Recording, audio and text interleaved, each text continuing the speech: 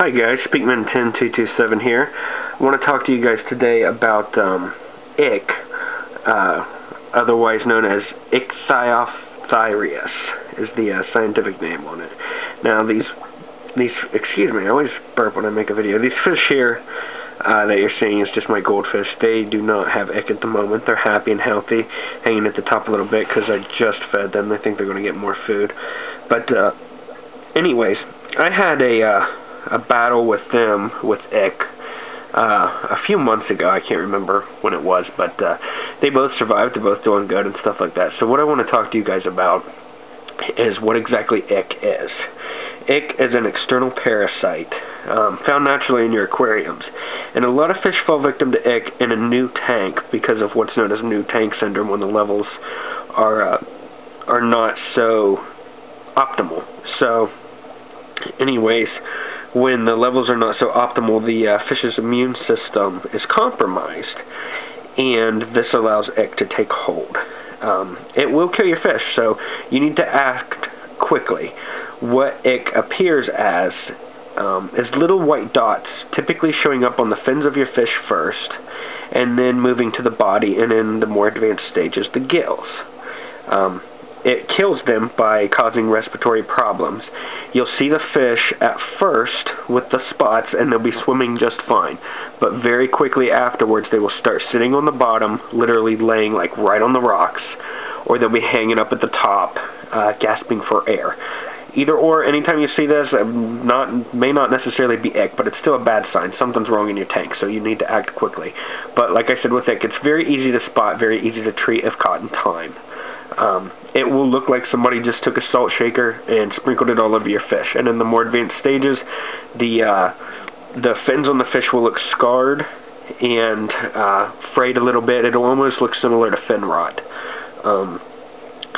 But hopefully you guys can catch it in the beginning and diagnose it rather quickly. The internet is full of tons of good information on Ick, and everybody has their different ways of treating it. So once you've got a fish with Ick, like I said, it can happen at any point in time and when the water becomes fouled, typically. But it's more common in a new tank. But when you guys find a fish with Ick, you're going to want to medicate it right away. Some people use an all-natural method of cranking the heat up. Since my goldfish, I do have a heater. I'll give you guys a quick shot. It's in there with my goldfish. It's mainly, you can see my temperature is 74.5. So I don't keep these guys really warm. I mainly use it to minimize temperature fluctuations, because goldfish are cold water fish. But tropical fish, goldfish, any of them, they're all the same. When you get Ick, the higher the temperature, the more resistant they are to the disease, and the less the length of time that the disease can live without a live host. So you're going to want to take the temperature up as high as possible in the aquarium. And then, this is for the all-natural method. Crank the temperature up. And then add aquarium salt. This is my API aquarium salt. It's just freshwater salt. I just use a little carton because I add it on a regular basis, but I only do like a half dose. So in a freshwater tank, you're going to want to add the addition of salt. Salt acts as a general tonic and stress reducer for the fish, and also forces them to produce a little extra slime on their slime coat, which will help guard them against secondary infections, which is a major issue with Ick. If the Ick doesn't kill them, they can develop secondary fungal infections and things like that. So salt is definitely a plus. That's the all-natural method. Now, I would recommend doing a combination of the natural method and the antibiotic method. With the antibiotic, you got several things to choose from. There's a million products out there. I've only actually tried 2 in my entire life. Both worked well. The first I tried was the Tetra Ick Guard. These are just tablets. They are pre-measured. You drop them, you just open them up and drop them in your water, and they'll dissolve. Well, you can't see them, but that's how they come. Just individual tablets. You just open that up, drop them in your water, they'll dissolve and do the thing. And then I also use, this is my favorite, this is what I use most often. It's more effective, I think. Camera won't focus on it. This is made by Cordon. It's called Rid-Ick. Rid-Ick Plus, actually. And it controls ick and other prozonan or fungal external diseases. So it actually guards against secondary infection as well.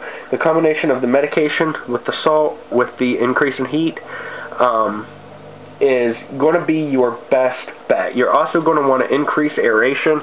Most people already have bubblers running. You can see I got one there along the back wall of the tank and one all the way over there. But just anything to agitate the surface up here. The more agitated the surface is, the more oxygen that can be exchanged with the water. Because when you increase your temperature on your water, it actually cuts down on the amount of deoxygenated water within the tank. So, and if your fish is already having trouble breathing, increasing the heat is going to make it harder for them to breathe, so you're going to want to increase your aeration as well. Obviously, you don't want this like a freaking whirlpool up here where you're blowing your fish and shit all around. But, you know, definitely increase your aeration if that's a possibility for you. So yeah, that's what you do. They tell you on the instructions for like the Rid-Ick, the tablets, stuff like that, you typically treat 2-3 times, whatever, and then you wait like a day and treat another one. I don't know. There's every company has their own directions on how you do it, so you follow the directions. Now, one thing that I do, you never want to over-medicate, and you never want to medicate unless you're absolutely sure it's ick. Like I said, you'll be able to spot it because it's the only disease that produces like what looks like salt grains all over the fish. But you're going to want to treat per the instructions, but I put a little twist on that. I actually cut the dosage in half on smaller fish and treat for twice as long. So they're still getting the same dosage, it's just at a lower concentration for a longer time. I do this because I do not want there's a glare right there, you can't see my fish, they think they're getting food. I do this so the fish does not become too over-medicated. You can kill your fish by medicating too much. So, always follow your directions. If you do anything with your directions, cut them down and extend the length. That way they're still getting the same amount of dosage, but it's at a lower concentration over a longer time. Also, if you have a quarantine tank and you have a tank with a lot of fish, you're going to want to get that fish out of there and try to get him quarantined. This will keep it from spreading. It will spread to your entire stock really quickly. And the last thing I want to add about that, because I'm about to run out of film here, I think, is you cannot treat the fish. That's why you put this stuff in your water.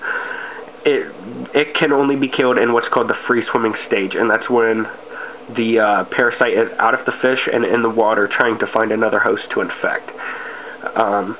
So that's when you kill it. So water changes, ick medication is important. When you use your ick medication, malachite green is a good substance to make sure that it has in it, and you always want to remove your activated carbon from your filters. Otherwise, just follow the directions on the salt, the ick treatment, and crank your heat up to the highest temperature your whatever species of fish you have can possibly handle. And that's how you treat ick. Oh, one little piece of advice. This Rid-Ick, anything that's got malachite green in it, will stain you, dude. It'll stain your shit bad. So make sure that you don't get that anywhere that you don't want it. So that's how you take care of ick. If you guys have any questions, please let me know. And if any of you are facing this, good luck, and I hope it works out for you.